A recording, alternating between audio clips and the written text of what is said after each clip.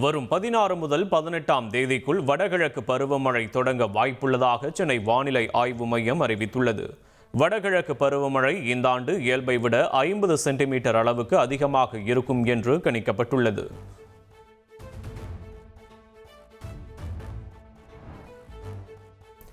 நீலகிரி, கோவை, திருப்பூர் உள்ளிட்ட 11 மாவட்டங்களில் இன்று கனமழைக்கு வாய்ப்பு. சென்னை வானிலை ஆய்வு மையம் எச்சரிக்கை விடுத்துள்ளது.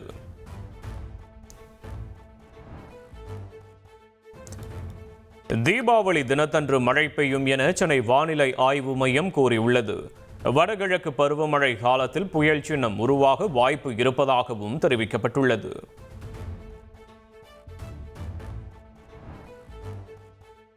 தங்கம் விலை காலையில் 1320 ரூபாய் குறைந்த நிலையில் மாலையில் 640 ரூபாய் அதிகரித்துள்ளது. சென்னையில் ஒரு சவரன் தங்கம் 90,720 ரூபாய்க்கு விற்பனை செய்யப்படுகிறது. தமிழகத்தில் 12,480 ஊராட்சிகளில் இன்று கிராம சபை கூட்டம் நடைபெற உள்ளது. 10,000 கிராம சபை கூட்டங்களில் காணொலி மூலம் முதல்வர் ஸ்டாலின் உரையாற்ற உள்ளதாக கூடுதல் தலைமை செயலாளர் ககன்தீப் சிங் பேடி தெரிவித்துள்ளார். புதுச்சேரி அரசு ஊழியர்களுக்கு 6,908 ரூபாய் தீபாவளி போனஸ் அறிவிக்கப்பட்டுள்ளது. குரூப் பி மற்றும் குரூப் சி பிரிவில் 3 அல்லது அதற்கு மேல் பணிபுரியும் ஊழியர்களுக்கு போனஸ் வழங்கப்பட உள்ளது. டெல்லியில் தீபாவளி பண்டிகையின் போது 5 நாட்களுக்கு பட்டாசு வெடிக்க உச்சநீதிமன்றம் அனுமதி அளித்துள்ளது. பல ஆண்டுகளுக்கு பின் டெல்லியில் பட்டாசு வெடிக்க அனுமதிக்கப்பட்டுள்ளதால் சிவகாசி பட்டாசு உற்பத்தியாளர்கள் மகிழ்ச்சி அடைந்துள்ளனர்.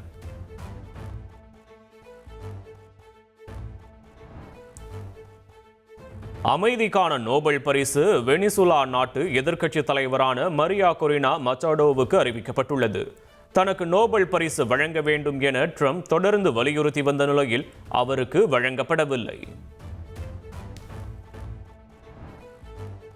ஜனவரி மாதமே நோபல் பரிசுக்கான பரிந்துரைகள் நிறைவடைந்ததால் ட்ரம்புக்கு நோபல் பரிசு வழங்கப்படவில்லை என்று கூறப்படுகிறது.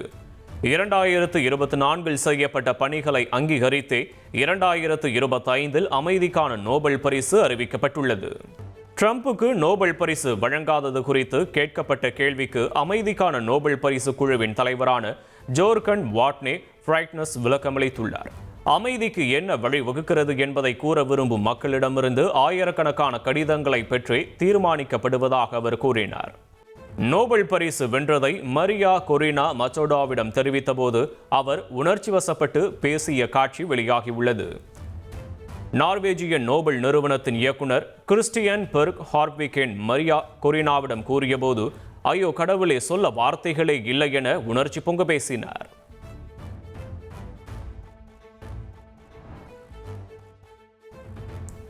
தனக்கு கிடைத்த அமைதிக்கான நோபல் பரிசை அமெரிக்க அதிபர் ட்ரம்புக்கும் வெனிசுலா மக்களுக்கும் அர்ப்பணிப்பதாக மரியா கொரினா மச்சாடோ தெரிவித்துள்ளார். ட்ரம்ப் தொடர்ந்து தனக்கு உறுதியான ஆதரவை அளித்து வருவதாகவும் அவர் கூறியுள்ளார். மலை கிராம பகுதியில் செயல்படுத்தப்படும் கட்டணமில்லா விடியல் பயண திட்டம் மாற்றுத்திறனாளிகளுக்கும் விரிவுபடுத்தப்பட்டுள்ளது. மாற்றுத்திறனாளிகள் உடன் வருபவரும் கட்டணம் இல்லாமல் பயணிக்கலாம் என தமிழக அரசு அறிவித்துள்ளது. சாதி மதவெறி ஹிந்தி திணிப்பு மத்திய பாஜக அரசை எதிர்த்து தமிழ்நாடு போராடும் என ஆளுநர் RN ரவிக்கு துணை முதல்வர் உதயநிதி ஸ்டாலின் பதிலளித்துள்ளார்.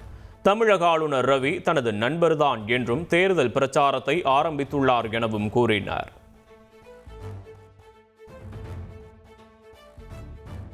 தமிழ்நாட்டுடைய ஆளுநர் ரவின்னு ஒருத்தர் இருக்கின்றார். நம்முடைய நண்பர் தான் அவர் தேர்தல் பிரச்சாரத்தை ஆரம்பித்து விட்டார். பாசிச பாஜகவுக்கு தேர்தல் பிரச்சாரம் செய்வதாக நினைத்துக் கொண்டு நமக்கு செய்து கொண்டிருக்கிறார்.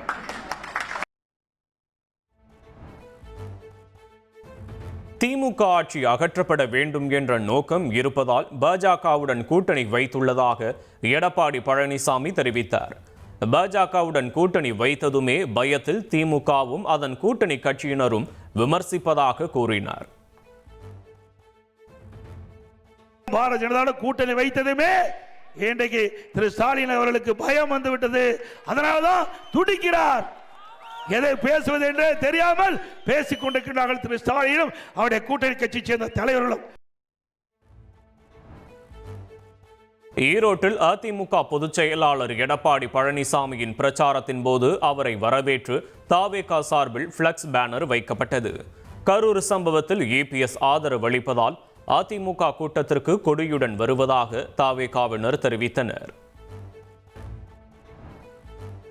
கரூர் கூட்ட நெரிசல் விவகாரத்தில் அரசியல் செய்யக்கூடாது என தமிழ்நாடு அரசுக்கு உச்சநீதிமன்றம் அறிவுறுத்தியுள்ளது. சென்னை உயர்நீதிமன்றம் மனுவில் உள்ள கோரிக்கையை விடுத்து மற்ற உத்தரவுகளை பிறப்பித்துள்ளதாகவும் நீதிபதிகள் காட்டமாக தெரிவித்தனர். கரூர் சம்பவத்தில் சிபிஐ விசாரணை தேவையில்லை என தமிழக அரசு தரப்பில் வாதிடப்பட்டது.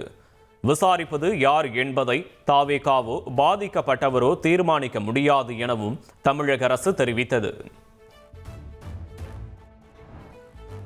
கூட்ட நெரிசலில் எந்த போலீசாருக்கும் காயம் ஏற்படவில்லை என நெரிசலில் பலியான சந்திராவின் கணவர் செல்வராஜ் குற்றம் சாட்டினார். எப்படி ஒரே இரவில் பிரேத பரிசோதனை செய்யப்பட்டது என தமிழக அரசுக்கு உச்ச நீதிமன்றம் கேள்வி எழுப்பியது.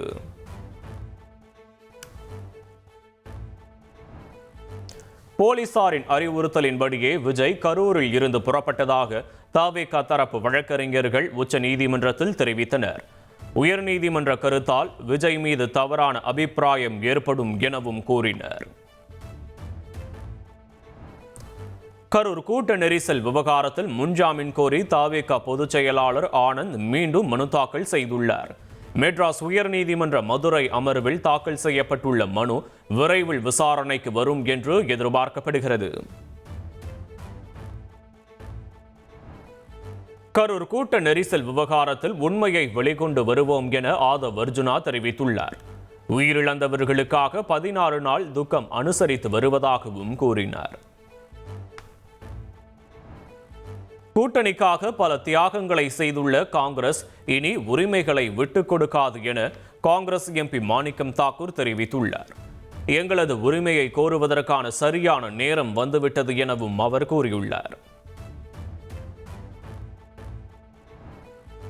பாமக நிறுவனர் ராமதாஸை காட்சி பொருள் போல் பயன்படுத்துகின்றனர் என அன்புமணி விமர்சித்துள்ளார். ராமதாஸை யாரும் சரியாக கவனிக்கவில்லை எனவும் அவர் குற்றம் சாட்டியுள்ளார். சென்னை உயர்நீதிமன்றம் அருகே தனது காரை வழிமறித்து இடையூறு ஏற்படுத்தியதன் பின்னணியில் ஆர்எஸ்எஸ் மற்றும் பாஜகவினர் இருப்பதாக திருமாவளவன் குற்றம் சாட்டியுள்ளார். இது தற்செயலாக நடந்தது அல்ல, திட்டமிட்ட சதி என்றும் கூறியுள்ளார். ஆம்ஸ்ட்ராங் கொலை வழக்கில் சிபிஐ விசாரணைக்கு தடை விதிக்க உச்சநீதிமன்றம் மறுப்பு தெரிவித்துள்ளது. தமிழக அரசின் மேல்முறையீட்டு மனுவை விசாரித்த உச்சநீதிமன்றம் உயர்நீதிமன்ற உத்தரவில் என்ன தவறு உள்ளது என கேள்வி எழுப்பியது. பிரபல ரவுடி நாகேந்திரனின் உடலுக்கு பிரேத பரிசோதனை நடந்த சென்னை உயர்நீதிமன்றம் உத்தரவிட்டுள்ளது. ஆம்ஸ்ட்ராங் கொலை வழக்கில் முதல் குற்றவாளியாக சேர்க்கப்பட்ட நாகேந்திரனை ஸ்லோ பாய்சன் கொடுத்து போலீசார் கொன்றுவிட்டதாக மனைவி விசாலாட்சி குற்றம் சாட்டியுள்ளார். கொடநாடு கொலை கொள்ளை வழக்கின் விசாரணை நவம்பர் 14ஆம் தேதிக்கு ஒத்திவைக்கப்பட்டுள்ளது. உதகை மாவட்ட நீதிமன்றத்தில் விசாரணை நடைபெற்று வரும் நிலையில் அரசு தரப்பில் கூடுதல் அவகாசம் கேட்கப்பட்டதால் ஒத்திவைக்கப்பட்டது. நாமக்கல் கிட்னி திருட்டு வழக்கில் உயர்நீதிமன்ற உத்தரவை எதிர்த்து தமிழ்நாடு அரசு தாக்கல் செய்த மேல்முறையீட்டு மனுவை விசாரிக்க உச்சநீதிமன்றம் மறுத்துவிட்டது. காவல்துறை அதிகாரிகள் தொடர்பான உயர்நீதிமன்ற கருத்துக்களை உச்சநீதிமன்றம் நீக்கியது. நெல்லையில் தனியார் கல்லூரி மாணவர்கள் 8 பேருக்கு எலிக்காய்ச்சல் உறுதி செய்யப்பட்டதை அடுத்து மாவட்ட சுகாதாரத்துறை அதிகாரிகள் கல்லூரியில் ஆய்வு செய்தனர். கல்லூரிக்கு விடுமுறை அளிக்கப்பட்டு 5 குழுக்களாக பிரிந்து தண்ணீர், உணவு குறித்து ஆய்வு மேற்கொண்டனர். திருப்பரங்குன்றம் மலை மீது ஆடு, கோழி பலியிட தடை விதித்து மெட்ராஸ் உயர்நீதிமன்ற மதுரை அமர்வு நீதிபதி ஸ்ரீமதி பிறப்பித்த உத்தரவை 3வது நீதிபதி விஜயகுமார் உறுதிப்படுத்தினார். நெல்லித்தோப்பு பகுதியில் இஸ்லாமியர்கள் தொழுகை நடத்த தடை விதிக்க கோரிய மனுவை தள்ளுபடி செய்தும் உயர்நீதிமன்ற மதுரை அமர்வு உத்தரவிட்டுள்ளது. மரக்கன்று நட்டால்தான் கட்டடத்திற்கு அனுமதி வழங்கப்படும் என நெல்லை மாநகராட்சி புதிய விதியை அமல்படுத்தியுள்ளது. காற்று மாசுவை குறைக்க நடவடிக்கை என விளக்கமளித்துள்ளது.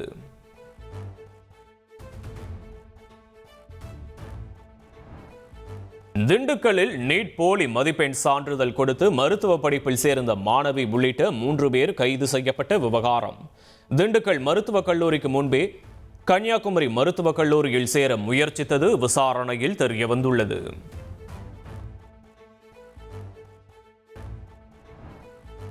நெல்லையில் மென்பொருள் பொறியாளர் கவின் ஆணவ கொலை செய்யப்பட்ட வழக்கு. எஸ்ஐ சரவணனின் ஜாமீன் மனுவை 2வது முறையாக தள்ளுபடி செய்து நெல்லை மாவட்ட அமர்வு நீதிமன்றம் உத்தரவிட்டுள்ளது. நீர்நிலைகளில் அரசு அலுவலகங்கள் கட்ட அனுமதி வழங்கிய அதிகாரிகளுக்கு எதிராக ஒழுங்கு நடவடிக்கை எடுக்க தமிழக அரசுக்கு சென்னை உயர்நீதிமன்றம் உத்தரவிட்டுள்ளது. மயிலாடுதுறையில் நீர்நிலை பகுதிகளில் செயல்படும் அரசு அலுவலகங்களை இடமாற்றம் செய்வது குறித்து 8 வாரங்களில் அறிக்கை அளிக்கவும் உத்தரவிடப்பட்டுள்ளது. நெல்லை சேரன் மகாதேவியில் உள்ள தனியார் பொறியியல் கல்லூரியில் மாணவியிடம் பாலியல் சீண்டலில் ஈடுபட்ட பேராசிரியர் மீது தாக்குதல். 4 மாணவர்கள் கைது செய்யப்பட்ட நிலையில் நீதிமன்றம் முன்பு போலீசாருடன் பெற்றோர் வாக்குவாதத்தில் ஈடுபட்டனர். இருமல் மருந்து உட்கொண்ட 20 குழந்தைகள் பலியான விவகாரம். சிபிஐ விசாரணை கோரிய மனுவை தள்ளுபடி செய்து உச்சநீதிமன்றம் உத்தரவிட்டுள்ளது. இருமல் மருந்தை தயாரித்த ஸ்ரீசன் நிறுவன உரிமையாளர் ரங்கநாதனை மத்திய பிரதேசம் அழைத்து சென்று அங்குள்ள பராசியா நீதிமன்றத்தில் போலீசார் ஆஜர்படுத்தினர். 10 நாள் காவலில் எடுத்து விசாரிக்க நீதிமன்றம் உத்தரவிட்டுள்ளது. ரயில் நிலைய வளாகங்கள் ரயில்களில் சுவரொட்டிகள் ஒட்டினால் கடும் நடவடிக்கை எடுக்கப்படும். 1 மாதம் வரை சிறை தண்டனை விதிக்கப்படும் என தெற்கு ரயில்வே எச்சரிக்கை விடுத்துள்ளது. வியன்னாவிலிருந்து டெல்லி வந்த ஏர் இந்தியா விமானத்தில் தொழில்நுட்ப கோளாறு. விமானம் துபாய்க்கு திருப்பிவிடப்பட்டு பத்திரமாக தரையிறக்கப்பட்டதாக ஏர் இந்தியா நிறுவனம் விளக்கமளித்துள்ளது. இந்தியாவில் ஊடுருவல்காரர்கள் மூலமாகத்தான் இஸ்லாமியர் மக்கள் தொகை அதிகரித்துள்ளதாக மத்திய அமைச்சர் அமித்ஷா கூறியுள்ளார். டெல்லியில் நடந்த நிகழ்ச்சியில் பேசிய அவர், பாகிஸ்தான் மற்றும் வங்கதேசத்தில் உள்ள இந்துக்களுக்கு இந்தியாவில் எப்போதும் உரிமை உண்டு என தெரிவித்தார்.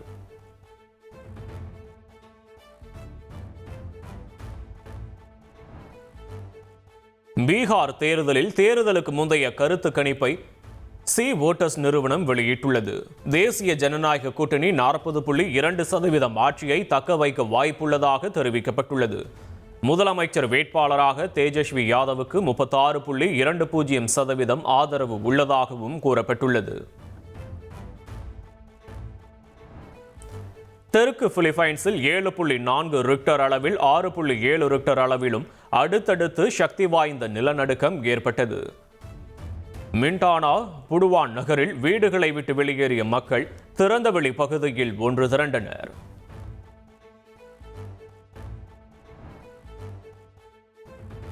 சிலி நாடு அண்டார்டிகா இடையே ரேக் பாசேஜ் பகுதியிலும் 7.6 ரிக்டர் அளவில் சக்தி வாய்ந்த நிலநடுக்கம் ஏற்பட்டுள்ளது. கடலுக்கு அடியில் 10 கிலோமீட்டர் ஆழத்தில் ஏற்பட்டதாக அமெரிக்க ஆய்வு நிறுவனம் தெரிவித்துள்ளது. சீனா மீது நவம்பர் 1 முதல் கூடுதலாக 100% வரியை விதிக்க உள்ளதாக அமெரிக்க அதிபர் ட்ரம்ப் அறிவித்துள்ளார். சீனா அனைத்து நாடுகளுக்கும் ஏற்றுமதி கட்டுப்பாடு விதிப்பதாகவும் அது மோசமானது என்பதால் அவர்களது செயலுக்கு பதிலடி கொடுப்பதாகவும் விளக்கமளித்துள்ளார். சீன விமானங்கள் ரஷ்யா வான்வழியாக அமெரிக்கா வருவதற்கு அமெரிக்க அதிபர் ட்ரம்ப் தடை விதித்துள்ளார். ரஷ்யா வான் வழியாக வரும் சீன விமானங்களுக்கு பயண நேரம், எரிபொருள் செலவு குறைவதால் அமெரிக்க நிறுவனங்களுக்கு பாதகம் ஏற்படுவதாக தெரிவித்துள்ளார். இஸ்ரேல் ஹமாஸ் இடையே போர் நிறுத்தம் அமலுக்கு வந்த நிலையில் ஆயிரக்கணக்கான பாலஸ்தீனியர்கள் கைவிடப்பட்ட தங்கள் வீடுகளுக்கு திரும்ப தொடங்கியுள்ளனர்.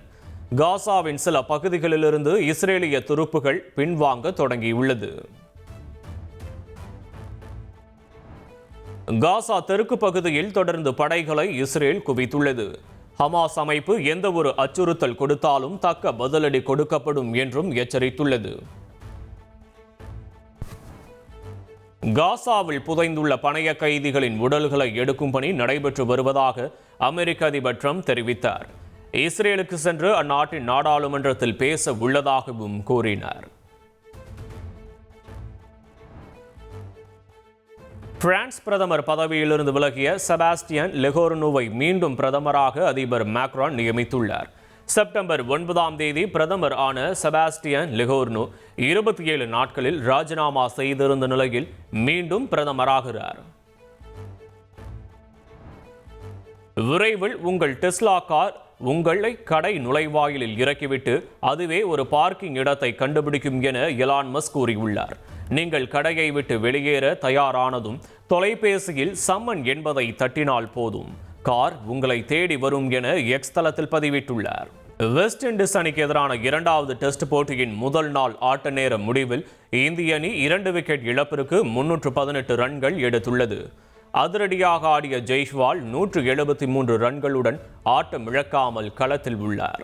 எகிப்தில் நடக்கும் பாரா பவர் லிஃப்டிங் சாம்பியன்ஷிப்பில் இந்தியாவைச் சேர்ந்த வீரர் வினய் தங்கம் வென்றார். ஜூனியர் 72 கிலோ எடை பிரிவில் 147 கிலோ எடையை தூக்கி சாதனை படைத்தார்.